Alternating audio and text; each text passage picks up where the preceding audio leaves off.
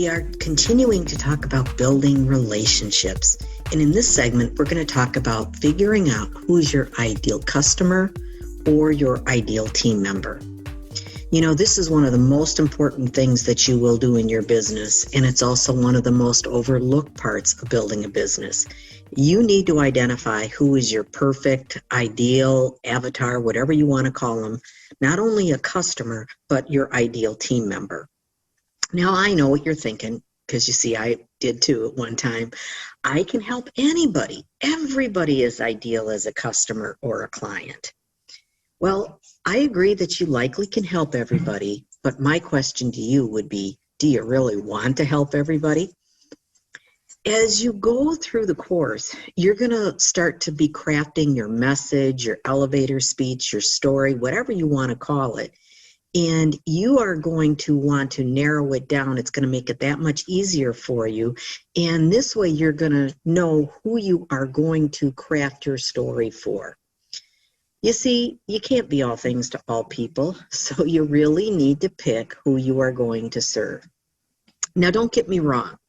If somebody comes along and they're not ideal and not a perfect match, that doesn't mean that you're not going to serve them. This is really designed to help you use a targeted approach in your marketing, in your advertising, in your messaging, and it all starts with that relationship. And it's going to make it that much easier to build a relationship when you know who to build a relationship with. You know, I have found that it's easier to build a relationship, whether through social media or face-to-face with people, if I have something in common with them. So just as an example, I'm a dog person. I'm not a cat person. It's okay if you are a cat person, but for me to spend hours talking to somebody about cats just isn't my thing. And that's going to come across to them and vice versa for them as well. You know, oftentimes the perfect customer or team member is going to mirror you. Because there's some things to consider when you're making this decision of who is your avatar. They include what's the age range that you're going to be doing. Are they male or female? What is their income level?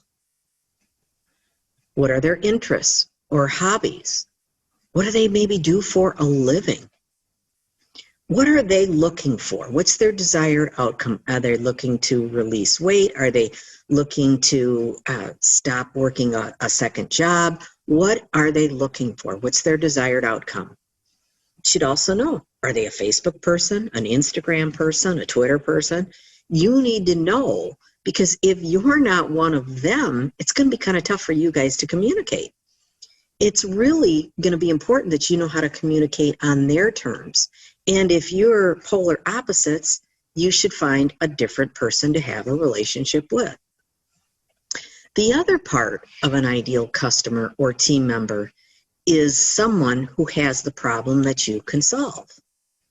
Because if they don't have your problem, if you will, you know, it's kind of silly. So I'll use an extreme example here. Let's say that what you do is you help people have shinier, brighter, nicer, fuller hair, and I'm bald. Now, why would you even talk to me? Why would you even attempt a relationship? I know that's kind of extreme, but you get my point. If somebody is interested in releasing weight, and that is a problem that you can solve, that's great. They could not only be a possible team member, they could be a possible customer, or vice versa. Now, if you're not sure if they have the problem that you can solve, you're just going to have to ask. A technique that I have used over the years and many folks that I've worked alongside have used is kind of a friendly approach. I like to say it's a little bit of a backdoor approach. And I simply would say this: who do you know that is looking to get healthier without having to spend hours at the gym? Who do you know? See, I'm not pointing it at them personally. I'm just saying, who do you know? So maybe it is them, maybe it isn't them, but at the same time, you're asking for a referral. And I think what you're going to find is that oftentimes, not always, But oftentimes the perfect customer and the perfect team member are one and the same. Because you see, for me, the number one criteria for a team member is that they are a user and a believer in your product. And oftentimes, the most successful team members actually start out as customers. We'll cover more about that down the road as we talk about converting customers to team members. There's a whole nother lesson just on that. As you work on your initial perfect client or team member, you're going to want to keep dialing it down. So for example, if you say, I want to serve females that are between the ages of 25 and 65, well, that's just a little bit too big. So you got to keep dialing it down. One mistake that I will tell you that network marketers will often make is they will settle. You talk to people about joining and buying, and maybe they say to you, well, I don't have the money to buy or to join. I'm going to say this, if they're asking for a free startup, to me, that's a sign you've got to run for the hills. They don't have the money to invest in the business, and if they don't invest the money, they're probably not going to invest the time. When you decide on that ideal person, you're going to find that there are plenty of people out there that have the money to join your company, to become a customer that you can build a relationship with. You know, well, figuring out who your ideal client or team member is one of the most difficult things, at least it was for me. But it was difficult because I didn't have the guidance and the coaching through it. It really doesn't have to be that difficult.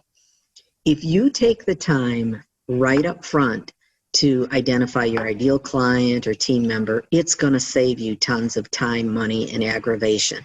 So maybe you're already into this, okay? Stop and you can adjust. Do it now. It is really, really worth your time. So once you know who your ideal client is, who your ideal team member is, you're going to find that it'll be so much easier to build those relationships, and relationships are the key to your success. And I'll see you on the side of success.